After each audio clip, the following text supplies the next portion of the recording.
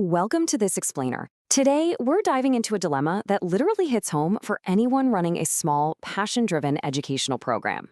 We're unpacking some brilliant insights from Meg Trezise, who brings 22 years of early childhood education experience to the table. We're going to explore how schools can get visible and grow without, losing their authentic heart and soul in the process. If you've ever felt totally overwhelmed by the pressure to market your school, we'll take a deep breath because you are in exactly the right place. So, let's just jump right in with a secret, a kind of whispered confession that Meg hears over and over again from school directors. It's almost always said in this hushed tone. I don't know how to market without feeling salesy. Or, we're not trying to be flashy here. We just want the right families to find us. And it makes sense. Think about all the heart poured into these small schools, the perfectly prepared environments, the agonizing overstaffing, all those tiny little details families might not even consciously notice. But then, there's this massive, incredibly frustrating disconnect when these amazing schools struggle to get noticed online, while the louder, maybe more polished programs just absolutely dominate the search results. And really, that brings us to the core dilemma we're tackling today. How do you get your amazing school in front of families without feeling like you're just pushing a product? Because the school's doing the absolute most meaningful work. They shouldn't have to pretend to be something they're not just to keep the lights on. The goal here is definitely not marketing just for the sake of marketing. It's about achieving visibility that is deeply rooted in authenticity. All right, on to section 1, the generic language trap, or blending into the sea of sameness. So a huge pitfall a lot of schools fall into is hiding behind these super safe buzzwords. You know the ones: child-centered, warm environment, fostering a love of learning. And hey, those aren't bad things. But the problem is parents see them everywhere. They literally just become background noise. What parents are actually desperate to know is much deeper. They're asking, who are you really? What do you believe that other schools don't? What do I actually feel when I walk through your specific doors? It's kind of the great irony of marketing, isn't it? Trying to be everything to everyone just turns you into the beige wallpaper of the internet. So many schools hide their absolute best, most meaningful qualities behind this generic language simply because they're terrified of excluding a potential enrollment. But here's the truth. By trying to appeal to everyone, you end up being memorable to no one. The schools that actually stand out, they aren't always the biggest, and they aren't always the loudest. They're simply the clearest. Which leads us perfectly into section 2. Your niche is already there. You really don't have to invent something unique. Okay, we need to bust a huge misconception right now. You do not need to sit down and invent some clever marketing gimmick. Your true niche? It's simply the quiet, brilliant work you are already doing every single day.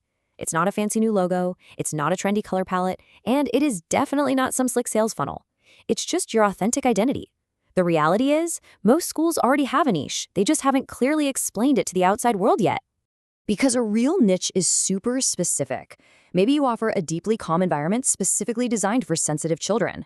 Or perhaps you're a bilingual community where families just feel incredibly culturally seen. Maybe it's a robust connection to nature, or you're providing an authentic Montessori experience in a town full of watered-down programs. Or, maybe you're just a tiny school where every single child is truly deeply known. Parents are constantly, and honestly sometimes desperately, searching for exactly these things. If your superpower is a uniquely gentle approach to toddler behavior, please shout it from the rooftops. Don't dilute that magic with generic fluff. All right, section 3, visibility rooted in authenticity. Let's look at why marketing for small schools is just fundamentally different. Drawn from Meg's own pivot from Montessori educator to marketing expert, we really need to pause and absorb this one fundamental truth about early childhood education. Are you ready? Parents are not buying a product. They are choosing people. When parents are getting ready to hand over their absolute most precious little ones, trust is literally the only currency that matters.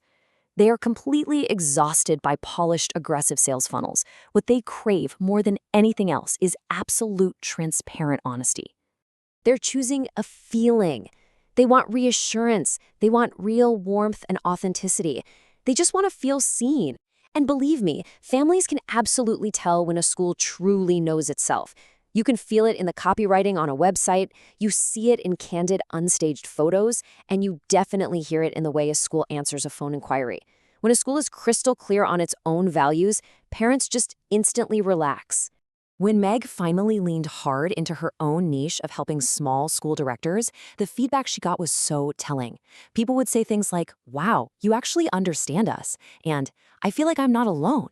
That is exactly what parents want to feel about your school. They want to walk in and say, "You actually understand my child." Being deeply understood, not having flashy branding, is your ultimate differentiator.